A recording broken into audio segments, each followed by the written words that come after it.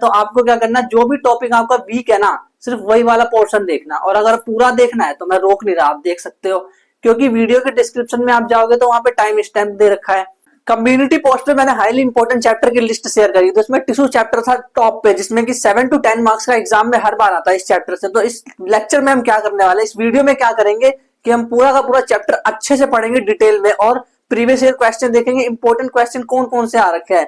आपको बार बार किसी जगह पे सर्च करने की जरूरत नहीं की प्रीवियस ईयर क्वेश्चन के लिए सर्च कर रहे हो, चैप्टर के लिए सर्च कर रहे हो, आपको सब यहाँ पे एक जगह पे मिल जाएगा। तो पूरा चैप्टर अच्छे से देखने वाले हैं, जो भी इसके इंपॉर्टेंट डायग्राम्स है वो भी देखेंगे वीडियो के एंड में। तो पूरा का पूरा लेक्चर अच्छे से देखना, ताकि आपको ये चैप्टर बहुत अच्छे समझ आए। तो पहले इसका ओवरव्यू देखते हैं कि इस चैप्टर में है क्या। तो भाई देखो, टिश्यू, इसमें सिर्फ दो तरह के टिश्यू पढ़ना है। कौन से? प्लांट टिश्यू पढ़ना है और एनिमल टिश्यू पढ़ना है। और प्लांट टिश्यू में दो तरह के टिश्यू होते हैं, मेरिस्टेमेटिक और परमानेंट। मेरिस्टेमेटिक कौन सी? जो डिवाइड करती है, उसे मेरिस्टेमेटिक बोलते हैं। अब देखो, मैंने 11 12 में मैंने भी बायो डिटेल में पढ़ी है, तो मैं आपको अच्छे समझाने की पूरी कोशिश करूंगा, ठीक है। तो मेरिस्टेमेटिक टिश्यू जो होते हैं वो तीन टाइप्स के होते हैं, एपिकल, इंटरकैलरी और लेटरल। परमानेंट में जो होता है वो दो टाइप के होते हैं, सिंपल और कॉम्प्लेक्स। अब कुछ लोग क्या करते हैं ना, सिंपल को ना डायरेक्ट बता देते हैं कि वो पैरेन्काइमा, क्लोरेन्काइमा, स्क्लेरेन्काइमा होता है, बट ऐसा नहीं। देखो, डिटेल में जाओ, उसके डिटेल में जाओगे तभी आपको याद होगा। जो परमानेंट होता है वो सिंपल और कॉम्प्लेक्स होता है, नो डाउट, बट परमानेंट में सिंपल भी दो टाइप के होते हैं भाई, प्रोटेक्टिव और सपोर्टिव। जो प्रोटेक्टिव होता है वो प्रोटेक्ट कर रहा होता है, वो एपिडर्मिस होता है, और एक होता है कोर, जिसे बोलते हैं फिलेम। फिलेम बोला जाता है उसको। अब जो आप पढ़ते हो ना पैरेन्काइमा, कोलेन्काइमा, स्क्लेरेन्काइमा, भाई वो क्या है? वो प्लांट टिश्यू का परमानेंट टिश्यू में सिंपल का सपोर्टिव है, इसका टाइप है। तो आपको डिटेल में पता होना चाहिए। आपको इतना डिटेल में कौन जाएगा एग्जाम में भाई, मैं बता रहा हूँ। यहाँ पे लिखा है ना एरेनकाइमा, इस पे क्वेश्चन आ रखा है, दिखाऊंगा वीडियो के एंड में, ऐसा नहीं कि नहीं आ रखा है। तो सपोर्टिव जो है पैरेन्काइमा, कोलेन्काइमा, स्क्लेरेन्काइमा होती है। पैरेन्काइमा तीन तरह की होती है, इडियोब्लास्ट, क्लोरेन्काइमा और एरेन्काइमा। हर एक पे क्वेश्चन आ रखा है एग्जाम में, दिखाऊंगा प्रूफ। विश्वास नहीं हो रहा होगा ना कि ये तो ऐसा है ही नहीं। तो स्क्लेरेन्काइमा, स्क्लेरिड और फाइबर, इसके दो टाइप होते हैं।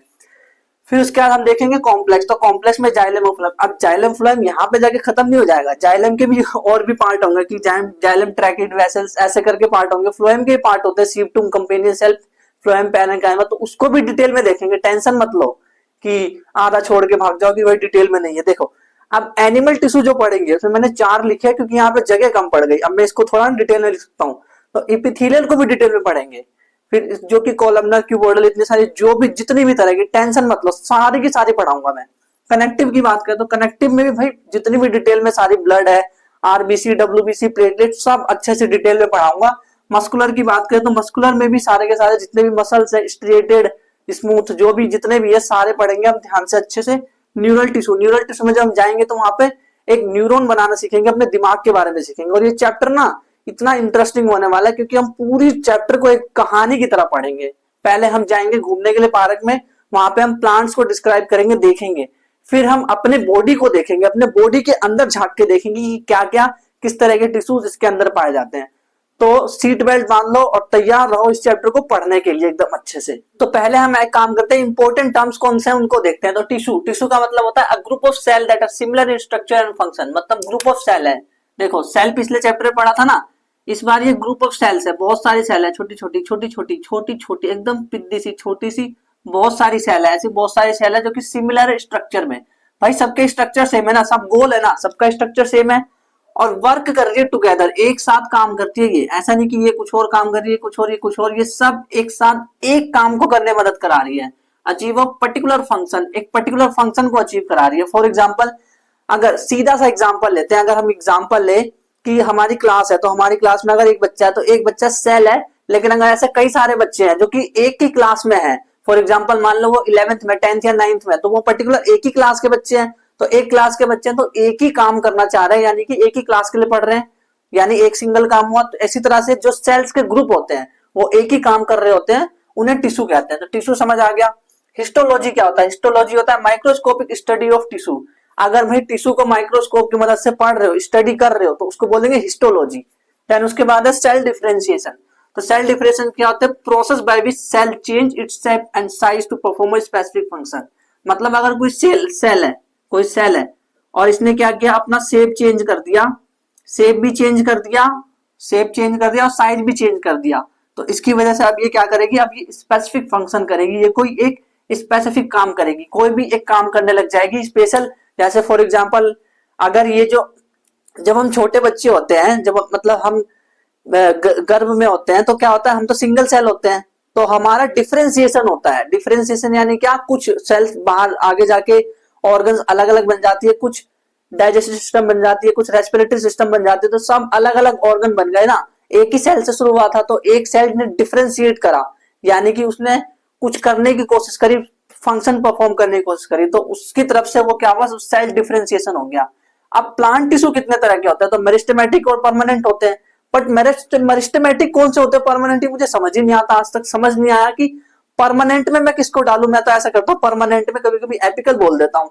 तो इसका कंफ्यूजन सारा का सारा दूर करेंगे, अब प्लांट टिश्यू को पढ़ेंगे एकदम डिटेल में। पहले नंबर पे था मेरिस्टेमेटिक टिश्यू, तो इसको ना हम एकदम अच्छे से समझेंगे, इसीलिए मैंने इतने सारे पॉइंट्स लिखे हैं यहाँ पे। तो पहला है ग्रोथ टिश्यू, भाई ग्रो करता है। मेरिस्टेमेटिक देखो दो तरह की टिश्यू होती है प्लांट्स में, एक मेरिस्टेमेटिक और एक परमानेंट। मेरिस्टेमेटिक वो होते हैं जो कि डिवाइड करते हैं, जो कि ग्रो करती है। परमानेंट वाली ग्रो नहीं करती भाई, परमानेंट तो परमानेंट हो गई है, अब उसका कोई काम नहीं है कि वो आगे जाके ग्रो करेगी, नहीं। मेरिस्टेमेटिक ग्रो करती है, तो मेरिस्टेमेटिक पहली बात तो ये ग्रोथ टिश्यू है, इसलिए इसको डिवाइडिंग टिश्यू भी कहते हैं। भाई ग्रो करे जा रही है, एक से दो, दो से चार, चार से आठ बढ़ते जा रही है, ग्रो करते जा रही है, सिंपल लिविंग होती है। अब भाई एक बात बताओ, कोई भी चीज अगर एक्टिव नहीं है तो उसको हम लिविंग कह सकते हैं? नहीं। अगर कोई चीज एक्टिव है तो इसका मतलब वो लिविंग है, सिंपल सी बात है। तो ये सिंपल लिविंग है तभी तो बढ़ रही है भाई, बिना ऐसे बात के थोड़ा ना बढ़ जाए, लिविंग है ही नहीं कैसे बढ़ेगी। तो लिविंग है तभी तो वो बढ़ रही है। थिन वॉल है इसके। अच्छा थिन वॉल क्यों है, आप खुद ही इमेजिन करो, अगर मोटी वॉल होगी, जैसे मान लो ये एक सेल है, ये एक सेल है और इसकी वॉल भाई बहुत मोटी है, बहुत मोटी, बहुत मोटी वॉल है, बहुत मोटी। तो मुझे ये बताओ, ये और डिवाइड कर पाएगा क्या? ना। तो इसीलिए इसकी वॉल थिन होती है। थिन वॉल होने से क्या होता है, वो जब वो डिवाइड होता है तो उसकी वॉल थोड़ी फटने लग जाती है, जल्दी फट जाती है।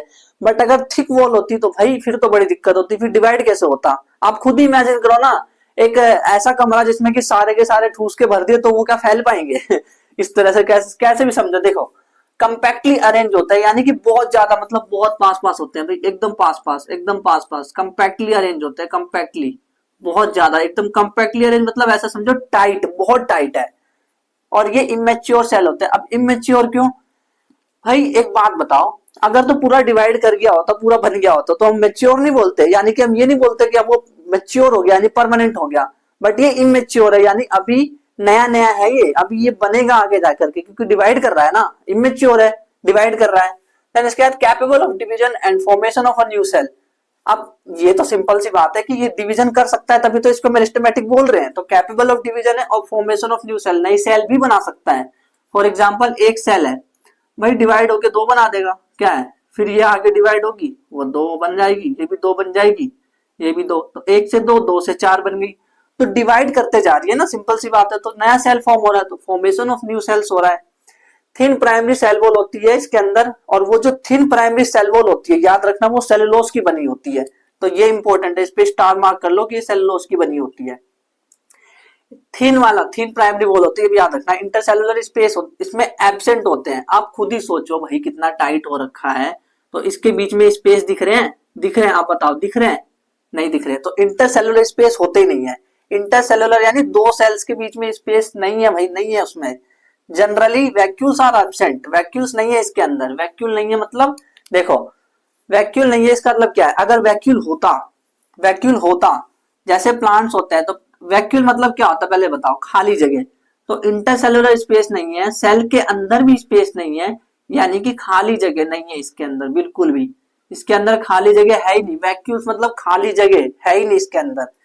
और प्रोमिनेंट न्यूक्लियस होता है। अब प्रोमिनेंट न्यूक्लियस क्यों? प्रोमिनेंट न्यूक्लियस मतलब समझो पहले तो, और सेल है ये जो मेरिस्टेमेटिक सेल होते हैं, इसका न्यूक्लियस बड़ा होता है, एकदम बड़ा। एक एक तो परमानेंट होता है तो उसकी चिन्नी सी इतना सा न्यूक्लियस होता है, बट जो मेरिस्टेमेटिक होता है उसका बहुत बड़ा न्यूक्लियस होता है, इसको प्रोमिनेंट न्यूक्लियस कहते हैं। ऐसा क्यों है, इसको इतना बड़ा क्यों होना पड़ा भाई? देखो आप खुद ही बताओ, अगर आपको डिवाइड करना है इन द सेंस कि अगर आपको और भी ग्रो करना है, जिंदगी में आगे बढ़ना है, ग्रो करना है, तो आप एक्टिव होंगे या फिर कम एक्टिव होंगे? तो ज्यादा एक्टिव होंगे हम। तो ज्यादा एक्टिव होंगे तो हमें ज्यादा एनर्जी चाहिए, ज्यादा एनर्जी चाहिए तो डीएनए बोलेगा कि भाई ज्यादा खाना बनाओ, ज्यादा सब कुछ करो, तो डीएनए सूचना देगा। और डीएनए कहाँ है? डीएनए न्यूक्लियस के अंदर है, तो इसका न्यूक्लियस बड़ा होता है इसलिए। फिर उसके बाद है डेंस साइटोप्लाज्म। अब साइटोप्लाज्म डेंस क्यों है? क्यों डेंस साइटोप्लाज्म का मतलब क्या है? डेंस मतलब इसमें बहुत ही घने, एकदम घने, इसके अंदर बहुत सारी जेली भरी है। जेली बेशक वो क्या है, असल में जेली क्या है, वो अगर उसको वो कंज्यूम करेंगे वो सेल्स, फॉर एग्जांपल देखो आप खुद समझो, जैसे अगर ये कभी ये सेल बड़ी हो गई और न्यूक्लियस इतना छोटा हो गया बाद में, न्यूक्लियस देखो, न्यूक्लियस तो इतना ही रहेगा, न्यूक्लियस तो इतना ही रहेगा, बट ये सेल बड़ी हो गई तो इसका साइटोप्लाज्म ज्यादा हो गया, साइटोप्लाज्म ज्यादा हुआ, फिर ये आगे जाके डिवाइड करने की कोशिश करेगा।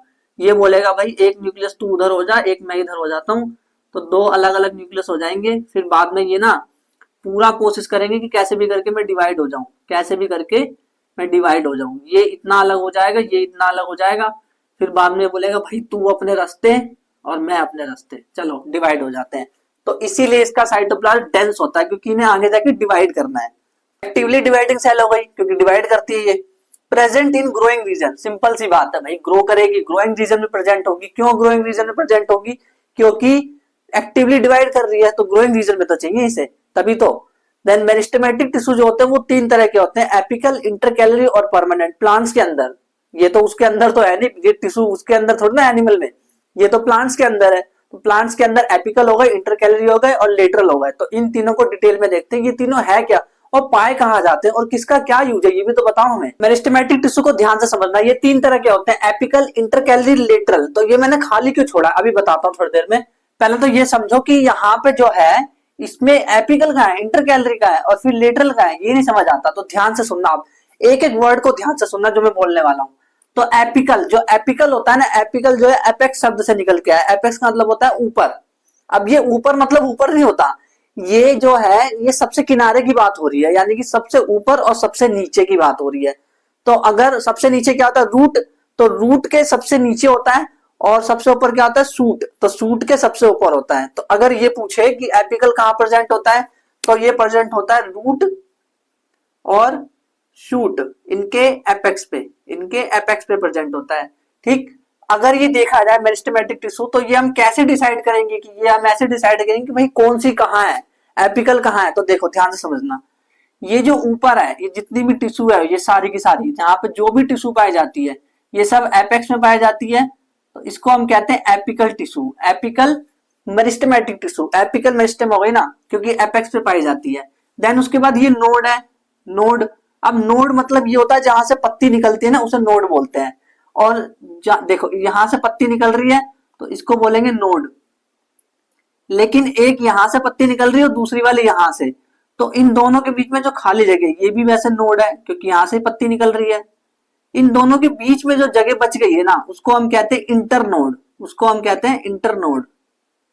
इंटर कैलरी नहीं, इंटर नोड, वो इंटर कैलरी था, इंटर नोड की बात कर रहा हूँ। नोड यानी जहां से पत्ती निकल रही है, और दूसरा वाला नोड ये रहा, दो नोड के बीच में जो स्पेस है उसको इंटर नोड बोला जाता है। तो ये तो हो गई एपिकल मेरिस्टेम जो कि एपेक्स पे पाई जाती है। ऐसे ही ये नीचे भी तो मिलेगी भाई, नीचे भी तो मिलेगी, नीचे क्यों नहीं मिलेगी भाई, नीचे तो रूट होता है, तो नीचे रूट का एपेक्स होता है, वहां भी मिलेगी, वहां नीचे भी मिलेगी। तो ये रूट के एपेक्स पे मिलती है और ये शूट के एपेक्स पे मिलती है। तो एपिकल तो पता चल गया कहाँ मिलती है।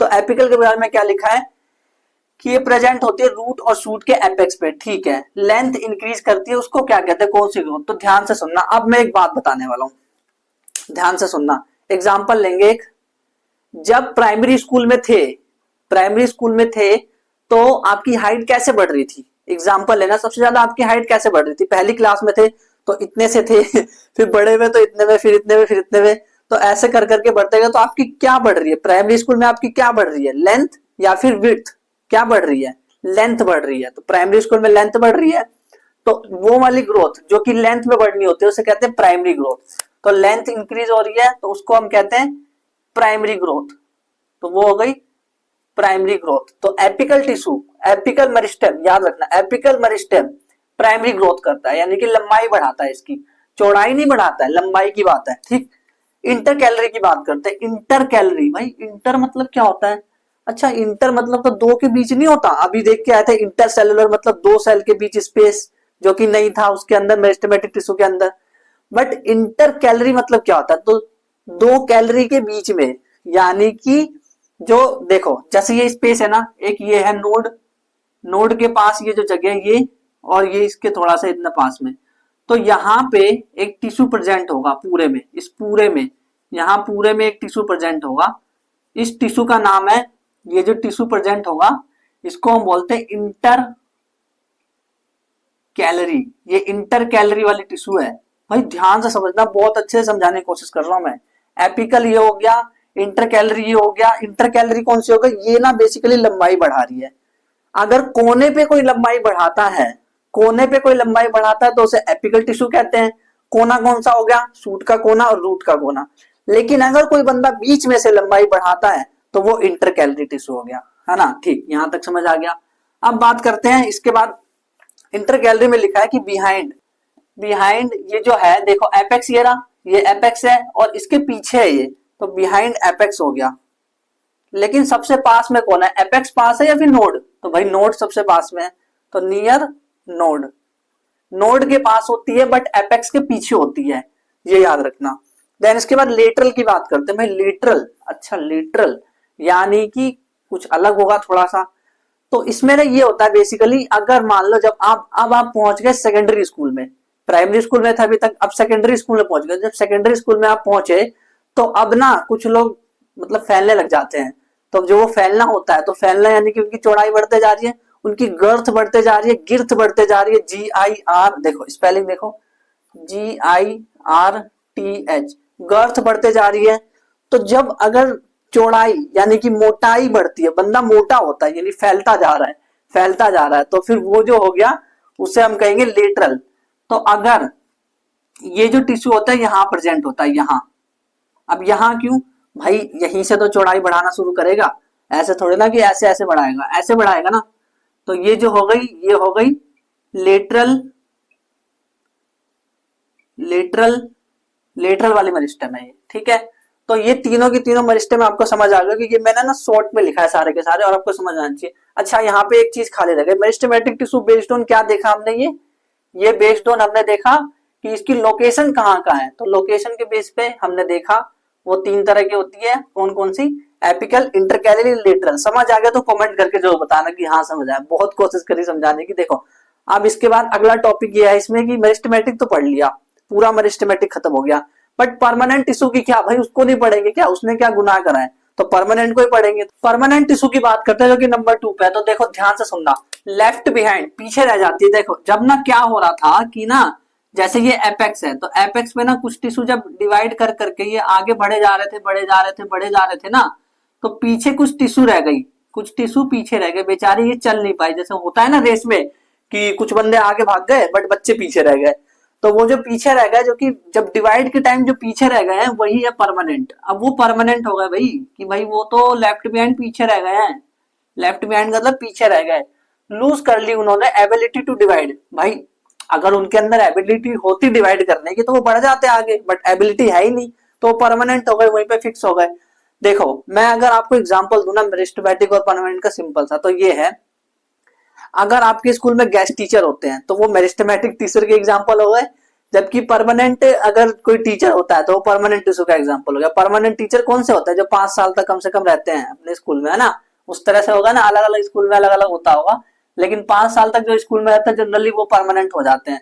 तो वैसे ही भाई ये भी परमानेंट हो गया, अब ये टिश्यू परमानेंट हो गया, इन्होंने एबिलिटी कर ली डिवाइड करने की, और ये take up a specific role. अब इसने ना एक स्पेसिफिक रोल ले लिया। जैसे फॉर एग्जांपल जो परमानेंट टीचर्स होते हैं उनका एक स्पेसिफिक रोल हो जाता है कि जैसे फॉर एग्जांपल मान लो कोई टीचर एग्जामिनर इंचार्ज बन गया, तो भाई अब वो एग्जामिनर इंचार्ज ही रहेगा, ऐसा हो जाता है उनके साथ, क्योंकि वो परमानेंट हो चुके हैं। तो उनका एक स्पेसिफिक रोल हो गया कि भाई तुझे यही काम करना है और कुछ नहीं।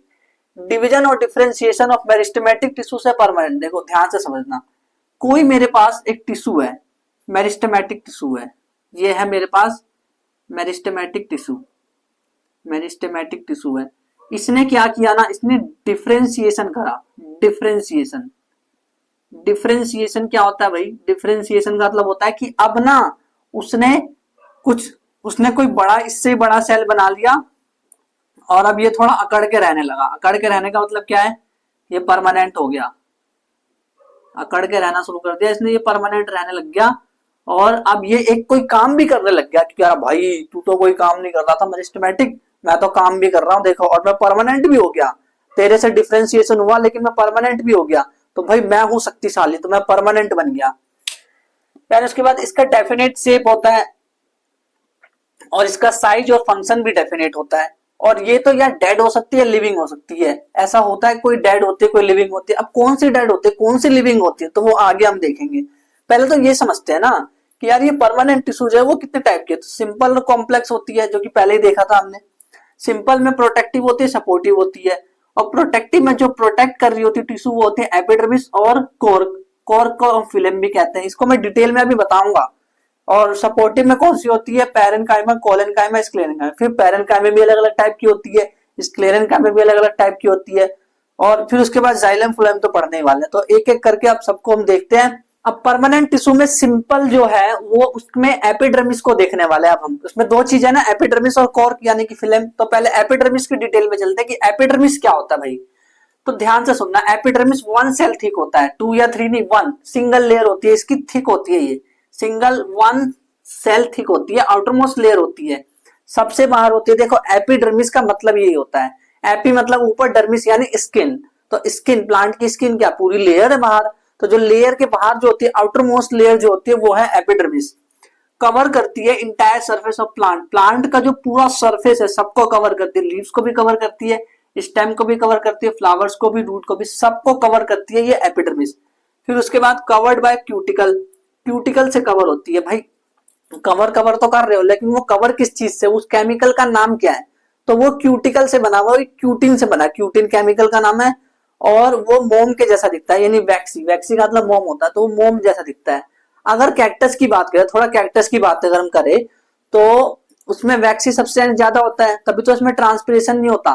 तो इसीलिए आपने देखा होगा कि जो कैक्टस का अडेप्टेशन होता है उसमें ना वैक्सी, वैक्सी होता है, वो उसका जो लेयर होती है एपिडर्मिस वो वैक्सी होती है। तो अगर क्वेश्चन ये भी आए कि वैक्सी एपिडर्मिस किसकी होती है, तो कैक्टस प्लांट की होती है।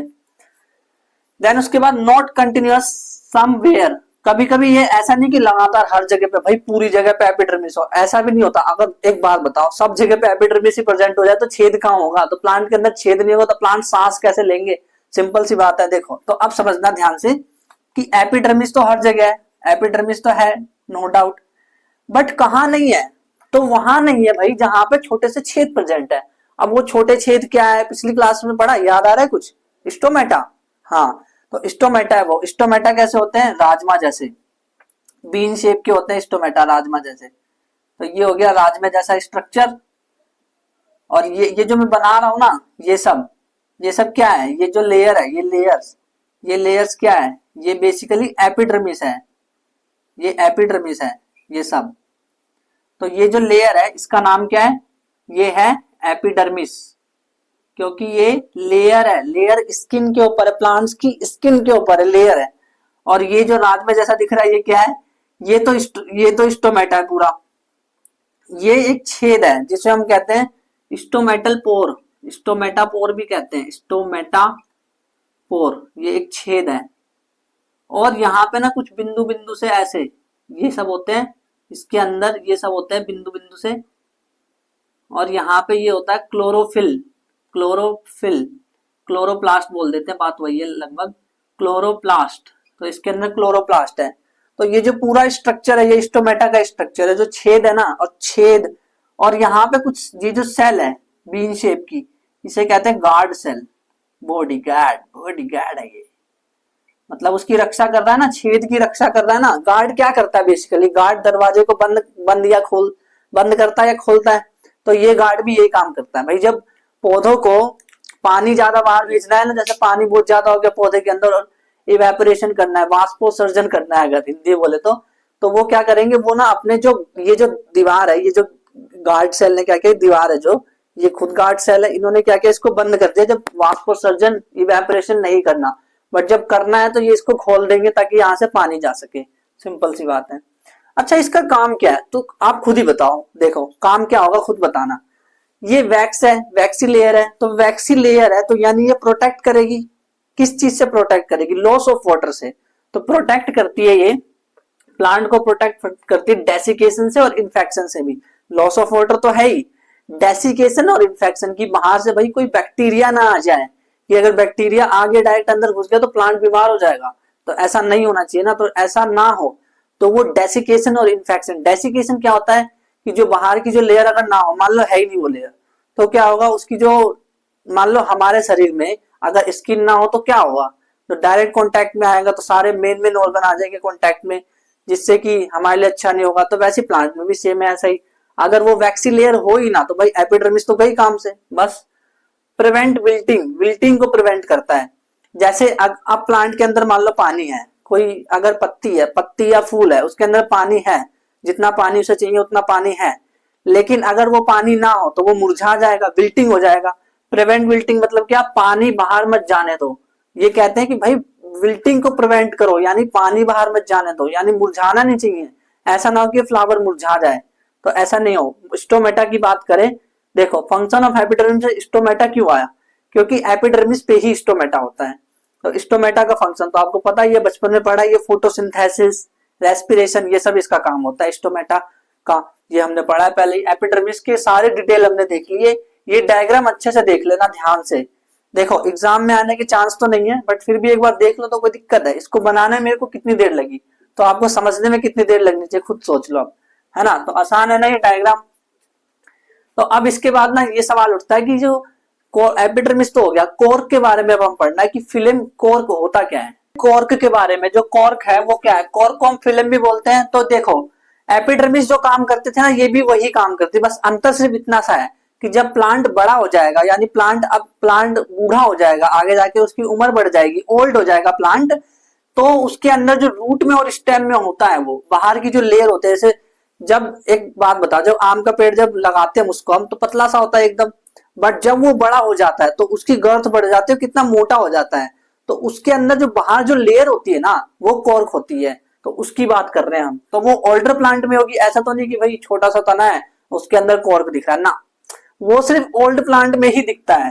डेड सेल होता है और ये सुबेरिन का बना होता है। देखो एपिडर्मिस किसका बना था, क्यूटीन, जबकि कॉर्क किसका बना होता है, सुबेरिन का। अब कॉर्क होता क्या, देखो cell the unit of cell life chapter पढ़ा था, तो उसमें हमने देखा था रोबर्ट हुक ने 1665 में सेल की खोज करी थी। तो उन्होंने सेल की डिस्कवरी कहां से करी थी, याद करो, कॉर्क सेल से। हाँ, तो कॉर्क सेल से जब डिस्कवरी करी थी तो वही तो कॉर्क है ये, और क्या है, वही तो पढ़ रहे हैं।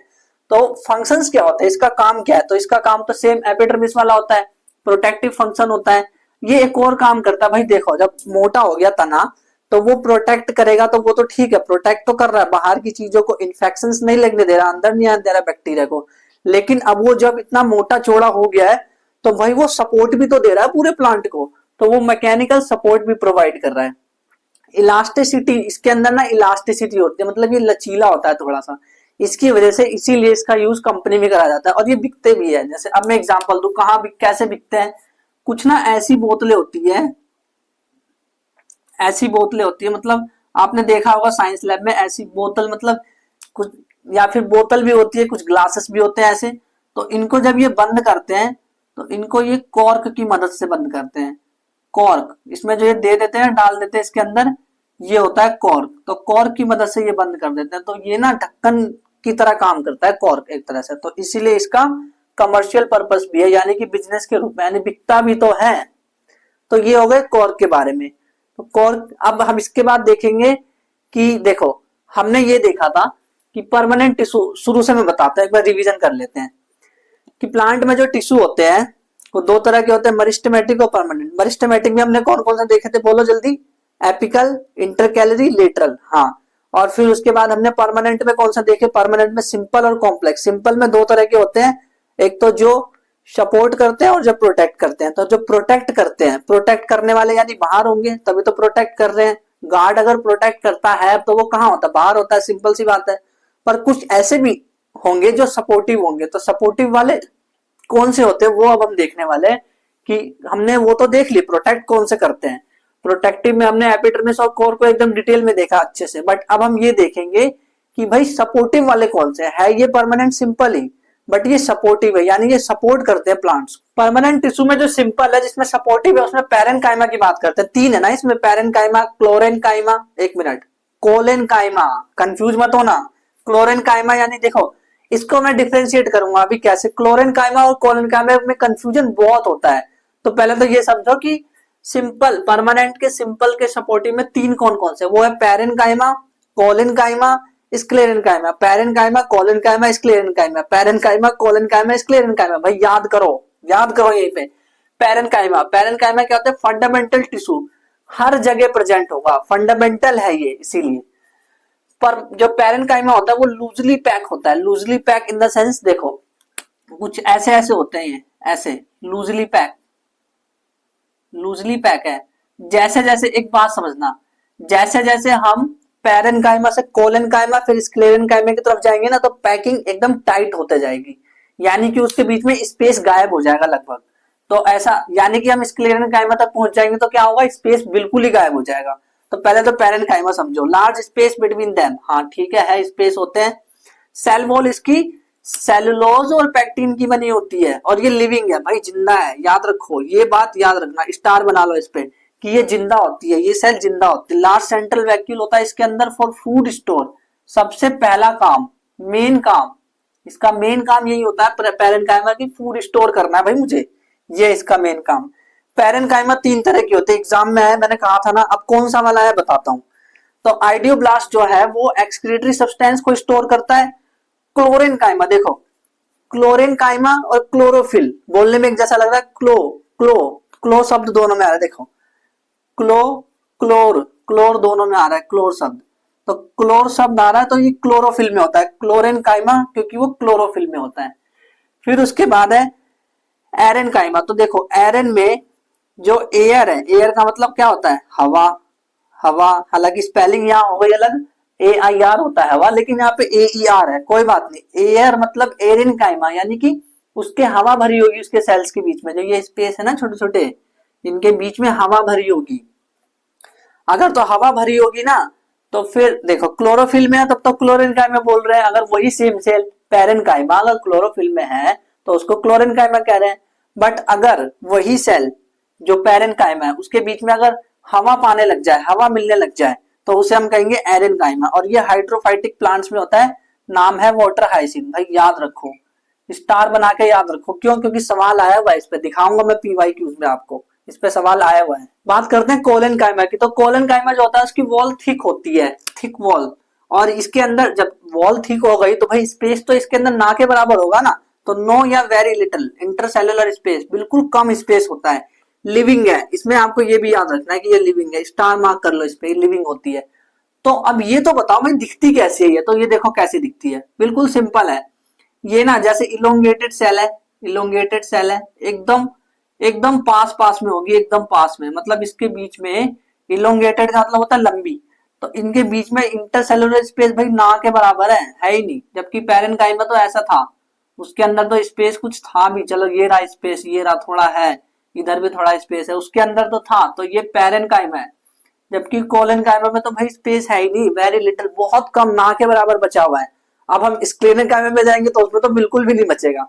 तो ये तो हो गया कोलेनकाइमा की बात, मेन यही है इसमें कोलेनकाइमा के बारे में। ये बस याद रखना, इंपॉर्टेंट ये है कि भाई ये लिविंग होती है। तो स्क्लेरेनकाइमा सेल्स जो होती है वो तीसरे नंबर पे, पैरेनकाइमा कोलेनकाइमा तो हमने पढ़ लिया। स्क्लेरेनकाइमा 2 तरह की होती है, स्क्लेरिड्स और फाइबर्स। स्क्लेरिड्स जो होती है उसको ग्रिट सेल या स्टोन सेल भी कहते हैं। क्यों भाई? पत्थर की तरह दिख रही है, खुद देख लो, पत्थर की तरह नहीं दिख रही है, तो इसलिए इसको स्टोन सेल कहते हैं।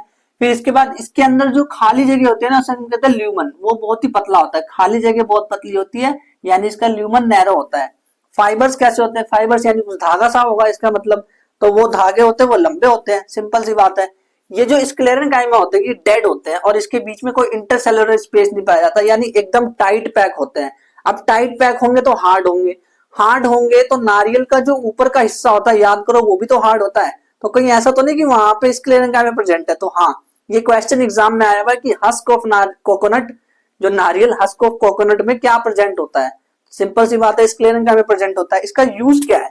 तो यूज ये है, जो इसके नारियल के जो रेशे बाहर निकल रहे होते हैं उसका यूज ये है कि इसका रस्सी बनाते हैं, रोप बनाते हैं हम, और मैट्स यानी चटाई वगैरह बनाते हैं इससे। और इसके बीच में इंटरसेलुलर स्पेस है ही नहीं भाई, नो इंटरसेलुलर स्पेस, तभी तो हार्ड है। देखो परमानेंट टिश्यू तो हम पढ़ ही रहे हैं, उसमें कॉम्प्लेक्स वाला पढ़ रहे हैं, तो कॉम्प्लेक्स में हम जाइलम की बात करेंगे। जाइलम को हम वुड भी बोलते हैं, ट्रांसपोर्ट करता है ये वाटर को। भाई देखो एक चीज याद रखो, मैं आपको इंग्लिश में बताऊंगा थोड़ा कैसे, इंग्लिश में तो पढ़ रहे हैं, इंग्लिश में क्या बताओगे? देखो ध्यान से सुनो मेरी बात।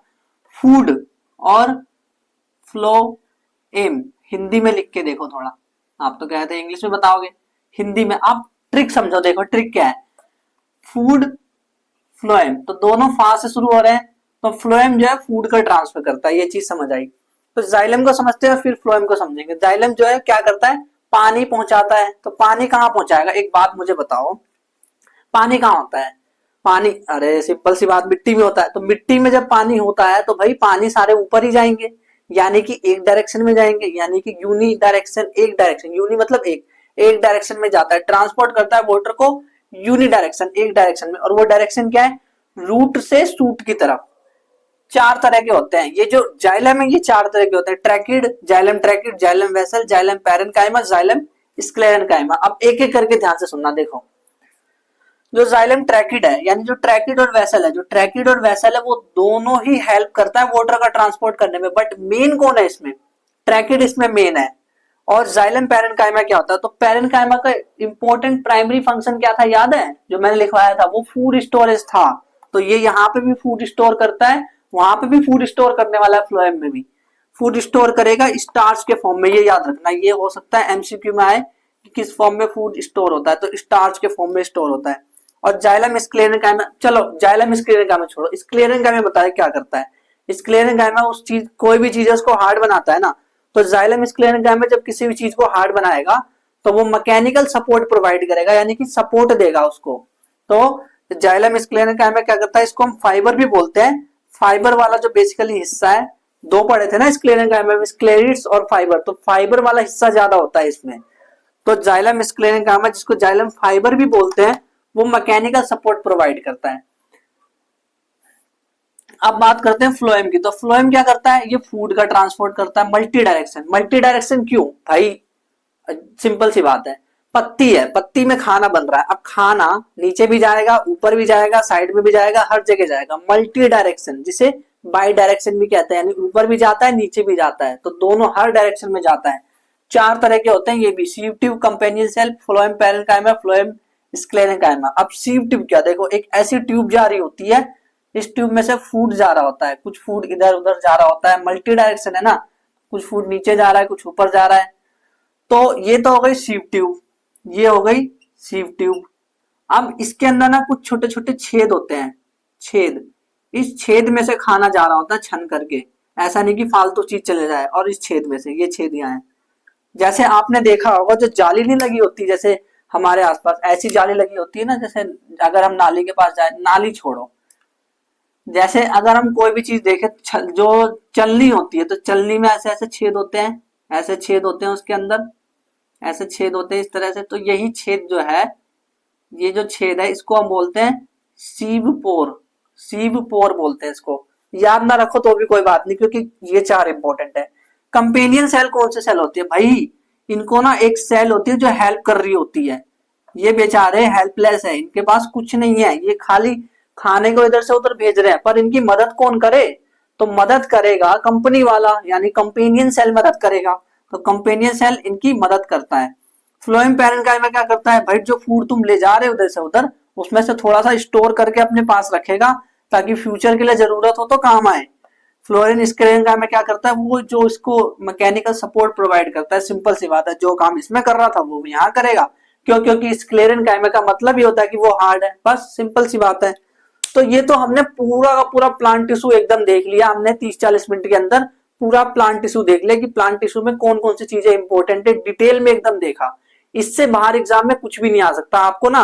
अगर एक अच्छा, अगर आपको एनसीईआरटी की जो हाईलाइटेड वर्ड है, जो कि कौन कौन सी इंपॉर्टेंट लाइन है, वो अगर चाहिए ना आपको, तो आप नीचे कमेंट कर देना मेरे को, मैं ना आपको दे दूंगा। पढ़ने वाले हम वो है एनिमल टिश्यू। एनिमल टिश्यू में क्या है, इसमें बेसिकली चार तरह के टिश्यू है और कुछ नहीं है। कौन कौन सा है, epithelial tissue, connective tissue, muscular tissue और न्यूरल टिश्यू। ये चार जब हम पढ़ लेंगे पूरा अच्छा डिटेल में एकदम अच्छे से, तो इस चैप्टर को फिनिश करेंगे और फिर इसके प्रीवियस ईयर क्वेश्चन देखेंगे हम। तो एनिमल टिश्यू में इपिथेलियल टिश्यू, इपिथेलियल टिश्यू के भी टाइप होते हैं, उनको देखेंगे। इसमें होता है simple squamous, cuboidal, columnar, ciliated, glandular. Simple वाले सिंपल होंगे, क्यूबॉइडल वाले क्यूब जैसे होंगे, जैसे आइस क्यूब आपने देखा है, चलो पनीर देखा है, पनीर कैसा होता है, क्यूब, पनीर का टुकड़ा क्यूब होता है, तो क्यूबॉइडल वैसा होता है। कॉलमनर यानी कुछ लंबे लंबे होते हैं, देखो ये तो क्यूब हो गया जो क्यूब जैसा होता है, और एक हो गया कॉलमनर जो लंबा होता है, लंबा, ये लंबा है। सिलिएटेड सिलेटेड यानी सेल तो होगी लेकिन उसके ऊपर ना बाल होंगे, छोटे छोटे हेयर्स होंगे। ग्लैंडुलर जो ग्लैंड में पाए जाते हैं, स्वेट ग्लैंड या कोई सा भी ग्लैंड में पाए जाते हैं वो ग्लैंडुलर हो गए। कनेक्टिव की बात करें तो कनेक्टिव में हम ना वेस्कुलर टिश्यू को पढ़ेंगे। वेस्कुलर टिश्यू में क्या आ गए, वेस्कुलर मतलब क्या होता है, मतलब ब्लड आ गए। अब ब्लड में हम आरबीसी डब्ल्यूबीसी ये सब एकदम डिटेल में पढ़ेंगे। उसके बाद है स्केलेटल टिश्यू, तो स्केलेटल टिश्यू में बोन, लिगामेंट, टेंडन ये सारे के सारे आ जाते हैं, उसको भी देखेंगे। फाइब्रस टिश्यू की बात करें तो उसमें एरियोलर और एडिपोज टिश्यू पढ़ने वाले हैं। फिर मस्कुलर की बात करें तो मस्कुलर में हम स्केलेटल, स्मूथ और कार्डियक तीन तरह की मसल्स को डिटेल में पढ़ेंगे, एकदम अच्छे से देखेंगे। और न्यूरल टिश्यू में हम न्यूरॉन्स को बनाना सीखेंगे, देखेंगे कि न्यूरल टिश्यू का रोल क्या है और कहाँ पाए जाते हैं, भाई इसका काम क्या है और इसके अंदर कैसे, ऐसा कैसे होता है कि कोई सेंसेशन, जब मान लो मैंने आपको टच किया, तो जब मैंने टच किया तो कोई सेंसेशन आपके ब्रेन तक गई, तो वो सेंसेशन कैसे जाती है, वो फीलिंग कैसे जाती है, वो महसूस कैसे होता है, वो सब हम देखेंगे न्यूरल टिश्यू के अंदर। तो एक एक करके अब देखते हैं सबको। तो पहले मेरे को ये समझाओ कि एपिथेलियल टिश्यू में सिंपल, स्क्वैमोस और ये सारे के सारे क्यूबॉइडल, इन सबका फंक्शंस क्या है, ये दिखते कैसे हैं, वो भी देखेंगे। और कैसे इसका फंक्शंस क्या है वो भी समझने की कोशिश करेंगे, कहाँ पाए जाते हैं। तो आप ना एक काम करना, जो भी मैं बताऊं ना ये कहाँ पाए जाते हैं तो उनको याद करना एग्जाम के लिए, याद रखना। और याद रखने की जरूरत नहीं है, मैं खुद याद कराऊंगा। पहले नंबर पे एपिथेलियल टिश्यू, ये ना 5 तरह की होते हैं, सिंपल, क्यूबॉइडल, कॉलमनर, सिलिएटेड और ग्लैंडुलर। एक ही स्लाइड में पांचों के पांचों को समझेंगे, देखो ध्यान से समझना। सिंपल की बात करें तो आप ना इसमें मेन चीज क्या करनी है, आपको ये देखना है, देखो आपको देखते ही याद हो जाएगा। और आपको ये चीज समझनी है कि भाई कौन सी वाली कहाँ पाई जाती है। जैसे स्क्वैमोस, सिंपल स्क्वैमोस की बात करें तो ये ना चटाई जैसी होती है, चटाई देखा होगा आपने, सिंपल चटाई कैसी होती है, वैसे सिंपल चटाई जैसी होती है ये। जैसे अगर चटाई कहीं पड़ा होगा तो एक लेयर के रूप में पड़ा होगा चटाई, तो वैसे ये दिखते है, सिंपल है ये। ना तो इसकी मोटाई, ये ज्यादा मोटाई भी नहीं है, हल्की सी, मतलब थोड़ी सी पतली। चटाई जो होती है वो थोड़ी सी मोटी होती है, हल्की सी, तो वैसे ये भी है सिंपल स्क्वैमोस। अच्छा ये मिलती कहाँ है, तो भाई देखो जहां भी लाइनिंग होती है ना, कैविटी मतलब समझते हो, कैविटी मतलब खाली जगह। तो खाली जगह हमारे हमारे शरीर के अंदर, खाली जगह कहाँ का है, तो लाइनिंग ऑफ कैविटी, यानी कि फॉर एग्जांपल कहाँ है, जैसे माउथ के अंदर है, तो माउथ में खाली जगह से बक्कल कैविटी बोलते हैं खाली जगह को। तो उसमें एक लाइनिंग है, यहाँ पे एक लाइनिंग है हमारे, तो उस लाइनिंग को, वो लाइनिंग क्या होती है, स्क्वैमोस एपिथेलियम की बनी होती है, वो सिंपल स्क्वैमोस की, वो माउथ में होती है, ईसोफेगस में होती है वो, ईसोफेगस, और नोज में होती है, नोज में भी तो खाली जगह है ना, तो उसमें कैविटी जो होती है उसकी लाइनिंग होती है, उसमें होता है पेरिकार्डियम। अब ये पेरिकार्डियम क्या होता है, तो हार्ट जो होता है ना हमारा, हार्ट दिल धक धक जो करता है, तो उसकी अगर हम बात करें तो वो जो उसका बॉर्डर होता है तो उसमें ना थोड़ा सा कैविटी स्पेस पाया जाता है, वहां पे भी ये प्रेजेंट होता है स्क्वैमोस एपिथेलियम, सिंपल वाला। और ब्लड वेसल्स में, जैसे अगर मान लो कोई, ब्लड वेसल्स कैसी होती है, ब्लड वेसल्स यानी हिंदी में कहते हैं खून की नली, यानी कि रक्त नलिका। तो जो रक्त नलिका है वो उसकी बात कर रहे हैं, तो उसकी जो लाइनिंग है भाई, वो लाइनिंग जो है ना वो बनी हुई है स्क्वैमोस एपिथेलियम से, सिंपल वाली स्क्वैमोस एपिथेलियम। और ये स्किन में भी होती है, बट अब सुनना ध्यान से, स्किन पे तो होती है, सिंपल स्क्वैमोस स्किन पे तो होती है, पर इसमें अलग अलग लेयर्स, यानी कि अलग अलग स्ट्रेटा पाए जाते हैं।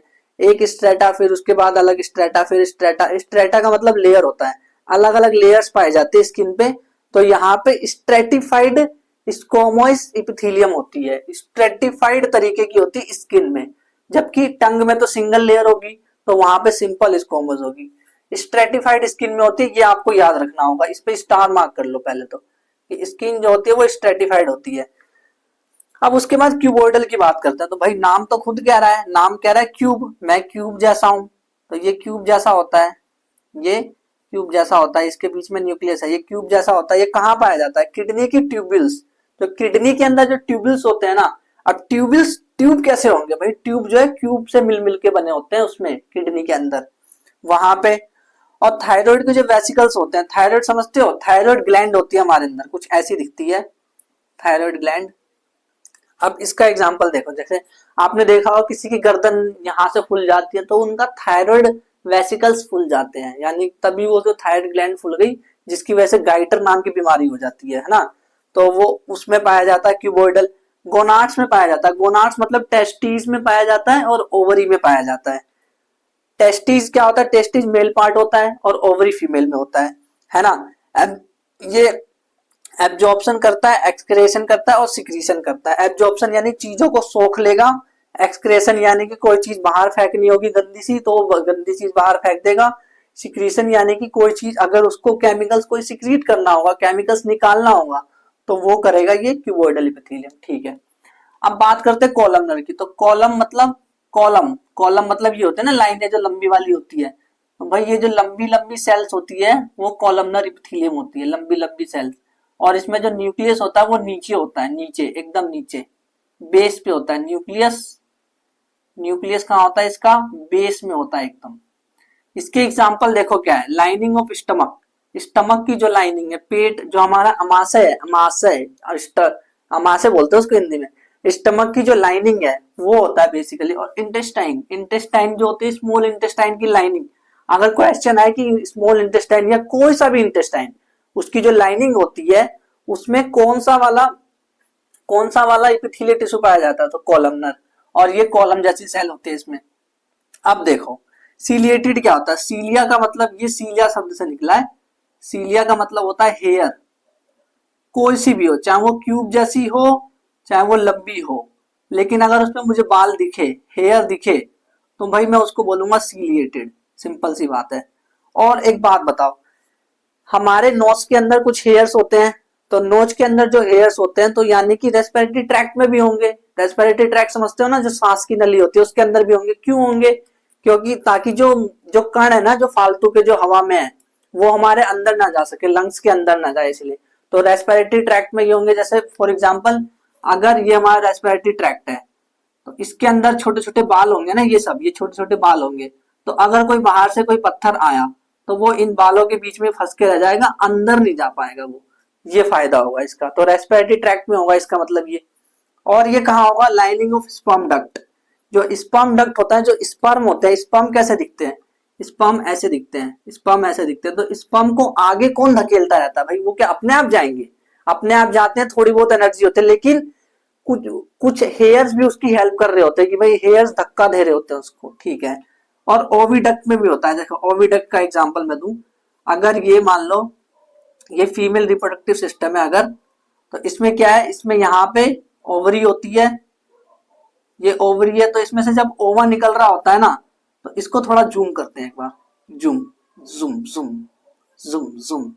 तो इसको जब जूम करेंगे हम, तो ये जो ओवा है यहाँ पे, और यहाँ पे कुछ हेयर्स है, जो फेलोपियन ट्यूब है उससे कुछ हेयर्स लगे हुए हैं। तो हेयर्स पता है क्या करते हैं? हेयर्स ऐसे ऐसे करके इस डायरेक्शन में ओवा को फेंकते रहते हैं। कहते हैं भाई ओवा इधर जा, गलती से दोबारा इधर मत चले जाइए, उधर से तो तू आया है, लेकिन ओवा इधर जा, इधर जाने के लिए कहते हैं उसको। तो ये किसमें होता है? सीलिएटेड एपिथेलियम होता है इसमें। जो फेलोपियन ट्यूब्स होते हैं, फेलोपियन ट्यूब्स मूव करता है ओवा को, फेलोपियन ट्यूब ओवा को मूव करा रहा है, तो किसमें? वो सीलिएटेड एपिथेलियम में आ जाता है। ग्लैंडुलर तो बड़ा सिंपल है भाई, जहां पे भी ग्लैंड सब दिख जाए ना, स्वेट ग्लैंड पसीने वाली, सलिवरी ग्लैंड, तो मान लो वहां पे ग्लैंडुलर एपिथेलियम होगा। सिंपल सी बात है। तो आपको सारे एपिथेलियम समझ आ गए होंगे कौन कौन से हैं? Simple, cuboidal, columnar, ciliated, glandular. ये पांचों के पांचों आपको बेसिकली ये याद रखना है कि ये होते कहाँ है, इनका फंक्शंस क्या है और ये होते कहाँ है। ये सब चीजें आपको अच्छे से याद रखनी है। नंबर 2 है कनेक्टिव टिश्यू। सबसे इंपॉर्टेंट पोर्शन है ये कनेक्टिव टिश्यू वाला। क्यों? क्योंकि इसमें ना यहीं से सवाल ज्यादातर बनते हैं। तो ये लूजली पैक होता है, यानी कि इसके बीच में ना स्पेस नहीं होता, ना के बराबर है। ठीक। और ये इंटरसेलुलर मैट्रिक्स, इंटर मतलब दो के बीच, सेलुलर यानी सेल, दो सेल के बीच में जो जगह है खाली, उस जगह को कहते हैं, उस जगह पे जो टिश्यू भरा हुआ है, जो भी चीज कुछ भी भरा हुआ है, वो सब आता है किसमें? वो सब आता है कनेक्टिव टिश्यू में। देन इसके बाद इसमें कई तरह के होते हैं, फ्लूइड वाले होते हैं, स्केलेटल वाले होते हैं, फाइब्रस वाले होते हैं। अगर हम फ्लूइड वाले की बात करें यानी वेस्कुलर वाले की बात करें, तो इसमें दो चीजें आती है, एक आता है ब्लड और एक आता है लिम्फ। अब ये ब्लड तो पता है भाई, ब्लड देखो अगर ये वेसल है तो इसमें से ब्लड जा रही है तो पता है, बट ये लिम्फ क्या होता है ये समझ नहीं आ रहा। तो देखो ध्यान से समझना, लिम्फ मैं समझा दूंगा अच्छे से। अगर अगर क्या जाता ही है, ब्लड के पैरेलल से ना एक पाइप जारी होती है पतली सी, तो कुछ ब्लड की चीजें छन करके इसमें चले जाती है, और सिर्फ पानी पानी इसमें रहता है, पानी टाइप का होता है ये, थोड़ा सा पानी जैसा, मतलब है उसके अंदर सब कुछ, बट आरबीसी नहीं है, क्योंकि हमारा ब्लड आरबीसी की वजह से लाल होता है ना। तो अगर मैं क्या करूं, ब्लड में से आरबीसी को हटा दूं, तो मेरा अब जो ब्लड है वो लाल नहीं होगा। और उसमें से कुछ मेजर प्रोटीन्स वगैरह जो बड़े बड़े कण हैं वो भी हटा दूं, तो क्या होगा देखो, आरबी जो ब्लड है, लिम्फ होता क्या है देखो, ब्लड में से अगर मैं आरबीसी हटा दूं, आरबीसी और मेजर चीजें हटा दूं, आरबीसी और मेजर चीजें दोनों अगर मैं हटा दूं ब्लड में से, तो जो मेरे पास बचेगा ना, जो पानी बचेगा, पानी जैसा स्ट्रक्चर, उसको मैं बोलूंगा लिम्फ। तो लिम्फ समझ आ गया अब लिम्फ क्या होता है ना। तो ब्लड जो होता है, ब्लड में ना दो तरह के कंपोनेंट होते हैं, एक तो हो सकता है पूरा पानी जैसा हो, तो जो पानी है पूरा उसमें उसे कहते हैं प्लाज्मा, वो मैट्रिक्स कंपोनेंट होता है, और 55% वही होता है, सबसे ज्यादा है वो मैट्रिक्स कंपोनेंट प्लाज्मा। और जो ब्लड में जो सेलुलर कंपोनेंट होता है उसे हम कॉर्पसल बोलते हैं, कॉर्पसल। और ये तीन तरह के होते हैं, RBC, WBC, platelet. RBC, WBC, platelet ये तो ठीक है, बट इनके काम क्या ये तो बताओ हमें, आधा अधूरा बता के क्यों छोड़ दे। कोई बात नहीं, बताता हूँ, रुको। आरबीसी, डब्ल्यूबीसी और प्लेटलेट सबके बारे में डिटेल में अब हम देखेंगे कि ये एक एक करके इसके बारे में, इसका रोल क्या है, ये करते क्या है, आरबीसी क्या करता है, डब्ल्यूबीसी क्या करता है, प्लेटलेट क्या करता है। तो जो कॉर्पस्कल होते हैं, इसमें कॉर्पसल्स जो होते हैं, कॉर्पस्कल भी बोलते हैं इसको, तो इसमें कॉर्पस्कल तीन तरह के होते हैं, आरबीसी, डब्ल्यूबीसी, प्लेटलेट। आरबीसी को रेड ब्लड सेल कहते हैं, साइंटिस्ट ने इनको निकनेम दे रखा है, हम बुलाते हैं ना, जैसे भाई किसी का नाम है, कैसे बोलूं, किसी का नाम है अंश चौहान मान लो, तो उसको क्या बोलेंगे, अंशु, उसका निकनेम है ना। तो वैसे आरबीसी का भी निकनेम साइंटिस्ट दे रखे हैं, वो कहते हैं कि इरिथ्रोसाइट, भैया इधर आओ, इरिथ्रोसाइट। आरबीसी को बोला है रेड ब्लड सेल्स, इरिथ्रोसाइट। ये करते क्या है, ये ना ऑक्सीजन को ट्रांसपोर्ट करते हैं या CO2 को। देखो, जब जैसे हमने ऑक्सीजन ली तो ऑक्सीजन हमारे लंग्स में जाती है, लंग्स में जाके एंड में वो ब्लड के पास चले जाती है। जब ब्लड के पास जाती है तो ब्लड ऑक्सीजन को लेकर के, ब्लड का कौन सा हिस्सा, आरबीसी वाला हिस्सा, जिसकी वजह से आरबीसी में ना हीमोग्लोबिन होता है, एक बात याद रखना, जो कि एक पिगमेंट है, और ये इस पिगमेंट को रेस्पिरेटरी पिगमेंट बोलते हैं। पिगमेंट मतलब वो जो कलर देता है, और ये कौन सा कलर देता है, आरबीसी, रेड, और उसको पिगमेंट का नाम क्या है, हीमोग्लोबिन। अगर किसी भी चीज के पीछे बिन करके लगा होगा, BIN, तो मान लो वो ना पिगमेंट है, तो हीमोग्लोबिन उसके अंदर पाया जाता है। तो ऑक्सीजन और CO2 को कैसे ट्रांसपोर्ट करता है, देखो ये ना आरबीसी कुछ ऐसी दिखती है, ऐसी। अगर मैं इस जगह से देखूं तो ये कुछ डंबल शेप की दिखती है, डंबल शेप की। देखो ऊपर से तो ऐसी दिखती है, तो मुझे पता है ऐसी दिखती है, इस टाइप की थोड़ी सी। लेकिन अगर मैं ऐसे देखूं सामने से तो डंबल शेप की दिखती है। तो भाई ये जो खाली जगह है ना, यहाँ पे ये ऑक्सीजन या CO2 को रख करके ले जाती है, मतलब इसने माथे पे ऑक्सीजन CO2 रख लिया और फिर ये ले जाती है और दूसरी जगह जहां इसे देना होता है दे देती है। डब्ल्यूबीसी की बात करें तो व्हाइट ब्लड सेल्स कहते हैं इसको, व्हाइट ब्लड सेल, इसको साइंटिस्ट ने इसका भी निकनेम दे रखा है। भाई ऐसा थोड़ी ना कि जैसे किसी का नाम है सुमित्रा नंदन चौहान, किसी का नाम है मान लो, तो उसको बोलेंगे सुमी, सुमी, निकनेम बोल दिया सुमी मान लो। तो वैसे ही भाई साइंटिस्ट ने डब्ल्यूबीसी का भी निकनेम दे रखा है, ल्यूकोसाइट कह रहे हैं उसको वो। और ये बेसिकली सोल्जर है, सोल्जर मूवी नहीं, सोल्जर यानी सिपाही है। डब्ल्यूबीसी सिपाही की तरह काम करता है। क्यों भाई, कोई भी बीमारी आओ, बैक्टीरिया तुम अंदर आओ, अच्छा बैक्टीरिया छोड़ो, आपको ना बैक्टीरिया, चलो बैक्टीरिया का एग्जांपल दे, टाइफाइड का बैक्टीरिया आया, तो टाइफाइड का बैक्टीरिया जब अंदर आया तो अंदर हमारे ब्लड में क्या होता है पता है, इतने सारे सिपाही आ जाते हैं, सैनिक आ जाते हैं, सोल्जर्स आ जाते हैं, ताकि क्या हो, वो हमें बचा सके। तो एक बचाना यानी कि इम्यूनिटी देना।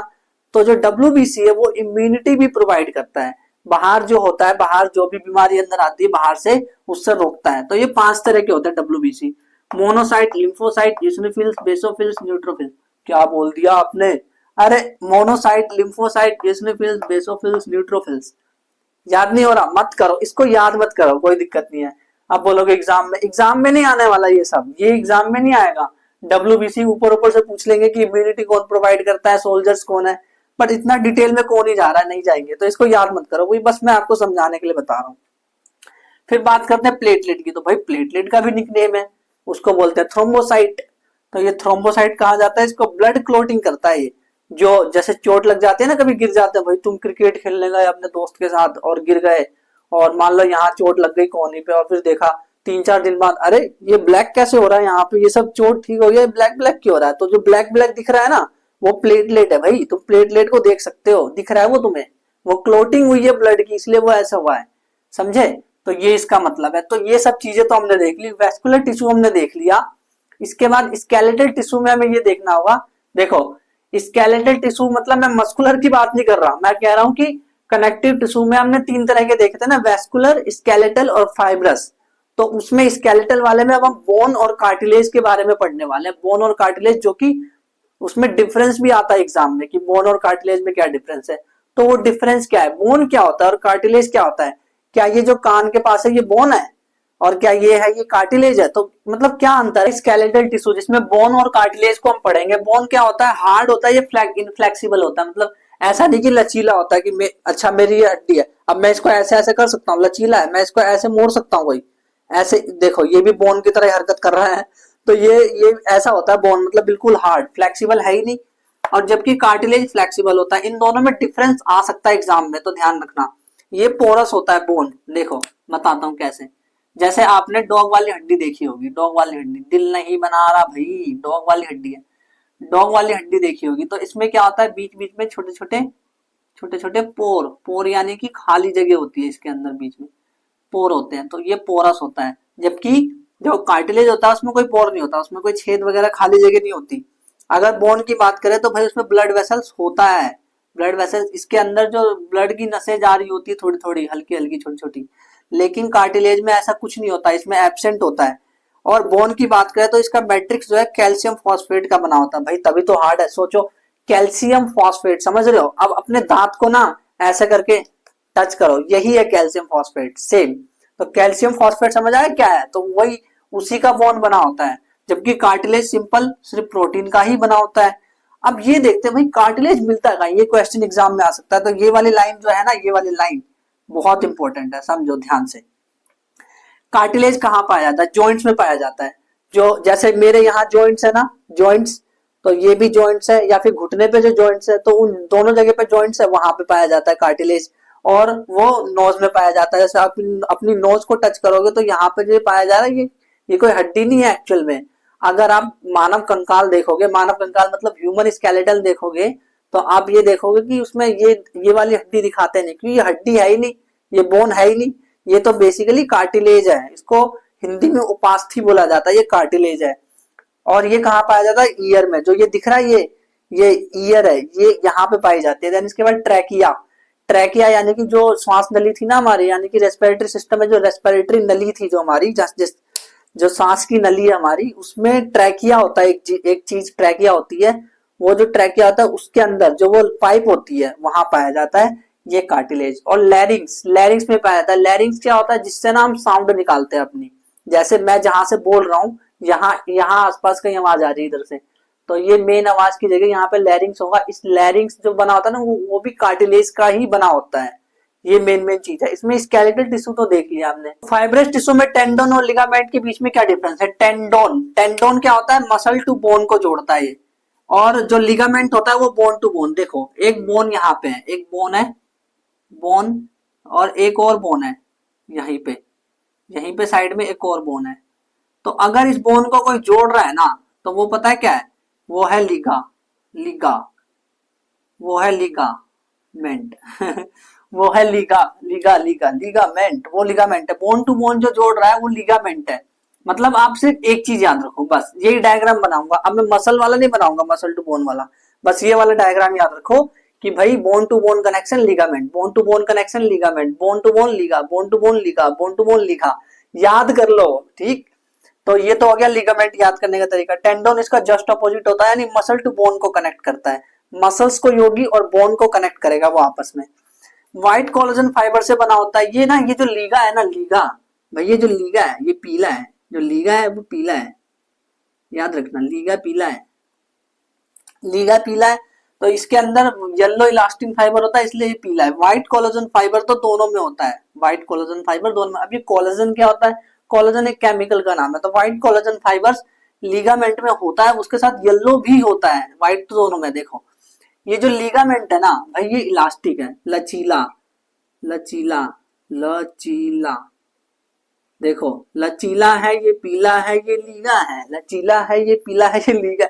याद कर लो इसको, ठीक है। तो इस तरह से इसको याद कर सकते हैं, लिगामेंट और टेंडोन के बीच के डिफरेंस को। एग्जाम में 1 या 2 मार्क्स का, 3 मार्क्स का भी आ सकता है, क्योंकि 3 पॉइंट्स बन रहे हैं इसमें। समराइज करूं तो उसमें हमने ना बेसिकली 3 चीजें पढ़ी है। अब 2 चीजें और मैंने एक्स्ट्रा लिखी है, एरियोलर टिश्यू और एडिपोज टिश्यू, ये एक्स्ट्रा दे रखी है। क्या है इसमें, एरियोलर क्या होता है? एरियोलर बेसिकली वो होता है जैसे हमारी अगर स्किन है और स्किन और यहाँ पे इसी इसी के जस्ट मसल्स भी लगी होगी, तो स्किन होगी, यहाँ पे स्किन होगी और यहाँ पे मसल्स होगी, तो उसके बीच में भाई हल्का सा तो नाम बराबर चिन्ह सा पिद्दू सा स्पेस तो होगा ना, तो उस स्पेस को कहते हैं, वहां पे जो टिश्यू होता है उसे कहते हैं एरियोलर टिश्यू।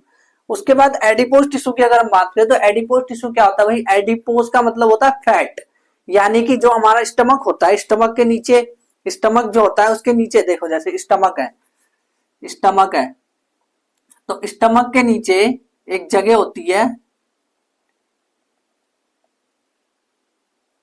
स्टमक के नीचे यहाँ पे साइड में इंटेस्टाइन होता है, ये इंटेस्टाइन होता है, तो इसके यहाँ पे ना इधर एक जगह होती है, यहाँ पे ना एडिपोज टिश्यू पाए जाते हैं। एडिपोज टिश्यू का काम क्या होता है? फैट को इकट्ठा करता है, ये एक्स्ट्रा फैट को, ताकि ना जब मान लो किसी बंदे ने खाना नहीं खाया तो उस एनर्जी का यूज हो सके, उस फैट का यूज हो जाए। तो एडिपोज टिश्यू भी समझ आ गया।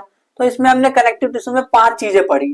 फ्लूइड या वैस्कुलर में ब्लड को देखा था हमने, स्केलेटल वाले में जिसमें हमने बोन और कार्टिलेज को देखा था, फाइब्रस वाले में जिसमें हमने देखा था टेंडन और लिगामेंट के बीच का डिफरेंस, एरियोलर तो अभी देखा हमने स्किन और मसल्स एकदम बीच में जो खाली जगह है उसे कहते हैं एरियोलर, जहाँ पे एयर टाइप का आप समझ सकते हो। एडिपोज टिश्यू कौन सा? जो फैट वाली टिश्यू होती है उसको समझ सकते हैं। तो ये पांचों के पांच हो गए, तो कनेक्टिव टिश्यू तो हो गया। अब मेन बचे हुए हमारे पास मस्कुलर टिश्यू और न्यूरल टिश्यू। मस्कुलर टिश्यू की, तो मस्कुलर टिश्यू जो होते हैं वो 3 तरह के होते हैं। एक ही स्लाइड में मैंने मस्कुलर टिश्यू को सम अप कर दिया जितना भी हो सके, तो ध्यान से समझना। देखो लिखा हुआ है कोई दिक्कत नहीं है, बट उसको समझना जरूरी है, लिखा तो बुक में भी है। तो समझो, स्केलेटल मसल्स की बात करते हैं तो वो स्ट्रिप्टेड होती है। स्ट्रिप्टेड यानी कि देखो जैसे ये मसल है, ये मसल है, तो इसके ऊपर ना लाइनिंग होती है भाई, लाइनिंग ऐसे करके इस पे लाइनिंग जारी होती है। ये जो लाइन होती है स्ट्रिएटेड, ये लाइनिंग होती है, तो यानी कि स्ट्रिएटेड मसल्स कहते हैं इसको। स्ट्रिप्टेड होती है, वॉलंटरी होती है। वॉलंटरी यानी कि कंट्रोल कर सकते हैं, काबू है इस पे। वॉलंटरी मतलब वो जिसपे हमारा काबू है, काबू, हम उस पे काबू कर सकते हैं कि भाई जब मर्जी हिला लिया, जब मर्जी कुछ भी करा, तो काबू हो सकता है उस मसल्स पे, उसको हम कंट्रोल कर सकते हैं। लॉन्ग मल्टी सेलुलर, लॉन्ग होते हैं, देखो लंबे हैं।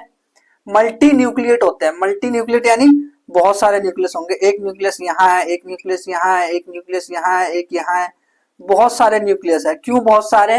क्योंकि एनर्जी ज्यादा चाहिए, एनर्जी ज्यादा चाहिए। क्यों? उसे कंट्रोल कर दे जब मर्जी। जब जैसे मैं ये हैंड मूव कर रहा हूँ, तो मैं किस मसल से कर रहा हूँ? स्ट्रेटेड यानी वॉलंटरी से, तो वॉलंटरी मसल्स में आ गया वो। देन इसके बाद ये अनब्रांच भी होता है भाई, ऐसा नहीं कि बताओ मैंने इसके आगे कोई टुकड़े करे, ऐसा कुछ मैंने ऐसा टुकड़ा करा नहीं, ऐसा कोई टुकड़ा नहीं करा, तो ये अनब्रांच होता है। ईच फाइबर, हर एक फाइबर जो है ये फाइबर है, इसको फाइबर बोलते हैं। ये धागा जैसा होता है, इसको जूम करके मैंने बनाया, जो धागा जैसा मसल्स में होता है उसको जूम करके जब मैंने बनाया तो ये बना है, तो वही चीज है, ये फाइबर है। तो ये फाइबर जो है, अब ध्यान से सुनना, जब हम सेल वाला चैप्टर पढ़ रहे थे तो हम उसके अंदर जो जो भी मटेरियल भरा था जेली वाला सेल के अंदर, उसे हम क्या कह रहे थे? साइटोप्लाज्म। यहाँ पे अब एक बात सुनना, साइटो शब्द का मतलब होता है, साइटो शब्द का मतलब होता है सेल, तो मैं क्या कह रहा था? साइटोप्लाज्म कह रहा था। बट यहाँ पे और साइटो, वो क्या कहते हैं, प्लाज्मोलेमा नाम का शब्द आपने सुना होगा। प्लाज्मोलेमा जो लेयर होती है सेल की, जो लेयर होती है उसे प्लाज्मोलेमा कहते हैं। और जो सार्को होता है, सार्को, तो सार्को वर्ड का मतलब होता है मसल। इसको ना साइड में लिख लेना कहीं पे ताकि आपको याद रहे। तो सार्कोलेमा मतलब क्या होगा? मसल्स की लेमा, यानी कि मसल्स की जो लेयर है बाहर की, मसल्स कोशिका, मसल सेल की जो लेयर है उसे हम कहते हैं। देखो ये मसल सेल है, मसल सेल्स की जो ये लेयर है इसको हम कहते हैं भाई सार्कोलेमा, सार्कोलेमा, सार्कोलेमा। ये जबकि इसके अंदर जो जेली भरा हुआ है, ये जो जेली भरा हुआ है इसको हम कहते हैं, देखो सेल के अंदर भरा था तो साइटोप्लाज्म कह रहे थे, इसके अंदर भरा होगा तो इसको हम कहेंगे सार्कोप्लाज्म, सार्कोप्लाज्म। ठीक है, तो ये समझ आ गया। और ये मसल्स टायर्ड हो जाती है, अगर मैं बहुत देर तक ऐसे करके हाथ हिलाता रहूं तो मेरी हाथ थक नहीं जाएंगे, तो हैंड मेरे टायर्ड हो जाएंगे, तो वो हो गया टायर्ड कैटेगरी में, तो ये टायर्ड हो जाता है। जबकि कार्डियक मसल तो कभी टायर्ड नहीं होती, उसको भी देखेंगे हम। और ये मिलती कहाँ है? स्केलेटल मसल भाई वहां मिलेगी ना जहां पे हमारा कंट्रोल होगा। फॉर एग्जांपल लेग्स पे हमारा कंट्रोल है, हैंड्स पे हमारा कंट्रोल है, तो जिस चीज पे हमारा कंट्रोल है वहीं पे मिलेगी, हर जगह जहां पे कंट्रोल है। अब बात करते हैं स्मूथ मसल की। तो स्मूथ मसल क्या होता है, ये नॉन स्ट्रेटेड होती है, यानी कि देखो एक मसल्स है ऐसी होती है, ये स्मूथ मसल ऐसी होती है सिंपल सी, तो ये स्मूथ है, मतलब बहुत चिकनी सी है, एकदम स्मूथ है। इनवॉलेंट्री होती है, भाई कंट्रोल नहीं करेगा, इसको काबू नहीं आती है, कंट्रोल में नहीं आएगी हमारे। यूनिन्यूक्लियेट होती है, यानी कि एक ही न्यूक्लियस होता है बीच में, ये कोई आंख नहीं है, पहले बता दूं मैं, ये मसल है, ये है स्मूथ मसल। और ये स्पिंडल शेप की होती है। स्पिंडल क्या होता है, देखो स्पिंडल इसी को बोलते हैं, जो ऐसे करके जो शेप होता है ना इस तरह से, उसे स्पिंडल शेप बोलते हैं। इसमें कोई मेम्ब्रेन नहीं है, ये बात याद रखना, इसमें कोई मेम्ब्रेन नहीं है। मिलेगी कहाँ, वहां मिलेगी जहां पे हमारा कंट्रोल नहीं है, सिंपल सी बात है। तो स्टमक पे हमारा कंट्रोल है नहीं, तो स्टमक में मिलेगी। यूरिनरी ब्लैडर पे हमारा कंट्रोल है कि जब मर्जी मन किया हमने उसको यूरिनरी ब्लैडर को कंट्रोल कर लिया, हमने कुछ भी उसको बड़ा छोटा कर लिया यूरिनरी ब्लैडर को, ऐसा कुछ नहीं है, तो यूरिनरी ब्लैडर में पाया जाता है। ब्रोंकाइटिस में पाया जाता है। ब्रोंकाइटिस क्या होता है, लंग्स के अंदर एक स्ट्रक्चर होता है ब्रोंकाइटिस, जो आगे जाके टुकड़े बढ़ जाते हैं ना, जो ट्रैकिया जा रहा होता है, जो जो रेस्पिरेटरी की जो पाइप जारी होती है ट्रैकिया, तो उसके जब टुकड़े हो जाते हैं तो उसे ब्रोंकाइटिस कहने लग जाते हैं। तो वहां पे पाया जाता है कि वहां पे कंट्रोल कर सकते हो क्या, वहां पे आप कंट्रोल नहीं, तो उस जगह पाया जाता है। आइरिस ऑफ आई, जो हमारे आंखों में जो आइरिस होता है, आंखों की जो पुतली होती है, वहां पे करा जाता है, वहां पे स्मूथ मसल्स होती है, क्योंकि उसको हम कंट्रोल थोड़ी ना कर रहे हैं। अब बात करें अगर हम कार्डियक मसल की, तो कार्डियक मसल इनवॉलेंट्री होता है। इनवॉलेंट्री यानी कंट्रोल कर सकते हो नहीं, तो इनवॉलेंट्री है। देखो ये जो कार्डियक मसल है ना, ये बंदा थोड़ा बीच का इंसान है, बीच का इंसान इन द सेंस कि बीच का है ये, मतलब इसने ना स्ट्रेटेड मसल की भी कैरेक्टरिस्टिक ले रखी है और स्मूथ की भी ले रखी है। स्ट्रेटेड मसल से इसने जो कैरेक्टरिस्टिक ली है वो इसने लिया है कि मैं इस पे लाइनिंग होगी इस मसल्स के ऊपर, यानी स्ट्रेटेड होगी, तो ये स्ट्रेटेड होती है। जबकि स्मूथ मसल से इसने एक वो मतलब लिया है, एक गुण लिया है, वो क्या है, वो कैरेक्टरिस्टिक कि ये इनवॉलेंट्री है, और ये वॉल ऑफ हार्ट में पाया जाता है बस, और कहीं नहीं पाया जाता, बस वहीं पाया जाता है। यूनिन्यूक्लिएट होता है और ब्रांच होता है। देखो यूनिन्यूक्लिएट होता है और ब्रांचिंग होता जाती है इसकी, इसकी और आगे ब्रांच हो जाएगी, इसकी और आगे ब्रांच हो जाएगी, तो इसकी ब्रांचिंग हो जाती है। और जहां से ये ब्रांचिंग हो रहा होता है ना, उस जगह को हम कहते हैं इंटरकैलेटेड डिस्क। इंटरकैलेटेड डिस्क बोलते हैं उसको, जहां पे इसकी ब्रांचिंग हो रही होती है। और इसमें एक ही न्यूक्लियस है, तो एक न्यूक्लियस मान लो यहाँ पे है, तो यूनिन्यूक्लिएट होता है। तो ये तीनों तरह के मसल्स आपको पता होने चाहिए, एग्जाम में कहीं से भी सवाल आ सकता है। वो क्या करेंगे, वो पूछ लेंगे कि मुझे ये बताओ कि स्मूथ मसल्स किस में पाया जाता है, ऐसे करके सवाल पूछेंगे, तो फिर इस तरह से भी सवाल आ सकता है इसमें। अब इसके बाद हमारा लास्ट बचा हुआ नर्वस टिश्यू, जिसको न्यूरल टिश्यू भी कहते हैं, तो उसको हम पढ़ेंगे। उसमें हम न्यूरॉन को बनाना सीखेंगे, भाई न्यूरॉन को बनाते कैसे हैं, कि एग्जाम में अगर आए न्यूरॉन तो बनाएंगे कैसे, वैसे आएगा नहीं, बट अगर फिर भी ये भी तो आ सकता है कि न्यूरॉन में ये बताओ कि कौन सा पार्ट क्या है, ज्यादा चांसेस तो ये है आने के कि वो बोलेंगे कौन सा पार्ट क्या है, क्या नाम है इसका और क्या काम है, वो आ सकता है एग्जाम में। नर्वस टिश्यू की, नर्वस टिश्यू में हमने न्यूरॉन को डिटेल में पढ़ेंगे कि न्यूरॉन के अलग अलग पार्ट्स कौन से, तो देखना वैसे मैंने अपने चैनल पे पहले भी ये न्यूरॉन बनाना सिखाया हुआ है, आप सर्च कर सकते हैं कि how to make neuron, how to draw neuron SN1 institute, YouTube पे सर्च करेंगे ना तो आपको वहां पे आ जाएगा, एक थंबनेल आएगा जहां पे वहां पे लिखा होगा कि न्यूरॉन कैसे बनाए, तो वो आप वहां पे आप सीख सकते हैं अगर आपको और अच्छे सीखना है तो। बाकी मैं देखो आपको बताता हूँ कैसे बनाते हैं न्यूरॉन। मैंने ऐसे किया, ऐसे, फिर ऐसे, देन ऐसे, देन ऐसे, ठीक है।